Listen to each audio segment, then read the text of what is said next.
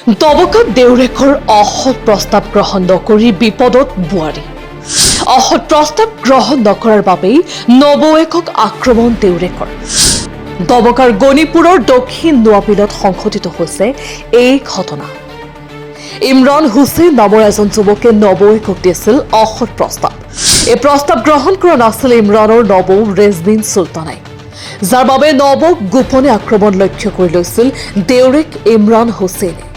তাৰ পিছৰে পৰা নবৌৱেকক আক্ৰমণৰ লক্ষ্য কৰি লৈছিল ইমৰানে। যোৱাকালি হঠাৎ সামান্য কথাৰ বাবে ইমৰান সহ স্বামী গৃহৰ দিলৱাৰ হুছেইন, নেজামুদ্দিন, লুৎফুৰ ৰহমান, হাফিজুৰ ৰহমান আৰু মাহমুদা বেগমে আক্ৰমণ কৰে ইমৰানৰ নবৌক ৰেজমিন চুলতানাক।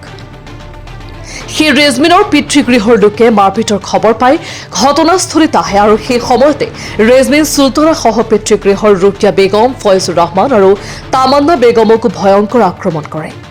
লগে লগে ৰেজমিন সহ পিতৃগৃহৰ তিনিজনকৈ লোকক ভৰ্তি কৰে দবকা হস্পিটেলত।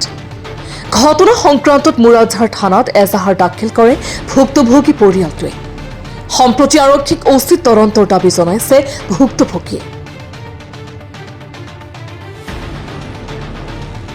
আমার দেওরে ফার্স্টে আমার দেওরে যে করছে আমার গরু হামাইছে আমার লগে খারাপ কাজ করতে আসলো আমি দিছি না বাদে থাকেন আমার লগে খুব অত্যাচার করেন তারা আমার ফ্যামিলি সবে মিলিয়ে আমার হড়ি বাই হুর নন্দাইন দেওরাইন সবে অত্যাচার করেন আমার বেটাও অত্যাচার করে আমার বেটা ব্ল্যাক এক বেটির লগে ফোনো মাতে খুব অত্যাচার করে খানি কুড়াকিও আমার লগে আনে না সারিয়া আর আমার দেওরে আইয়া মোরে সাবুন দি বাড়িয়েছে মাথা ফাটাইলে 8টা সিলাই দিছিল আমার মাথা আইয়া খুব মাইদর হরসইন তারা আমারে আমার হড়িয়ে আমার দেউরে আমার বাই হুর আমার চাচা হর দেওর আরেক গু চাচা হর গরর এর বাদে আমার বেটা অত্যাচার করেন আমার 2 দিন বাদে বাদে খুব অত্যাচার করেন ইমরান 2 দিন বাদে বাদে আমার গরু হামাই আমার অত্যাচার করে আমি খারাপ কাজ করতে দেই না করি আমার লগে খুব আমার ইয়ে করেন অত্যাচার করেন আমার সবে মিলিয়ে।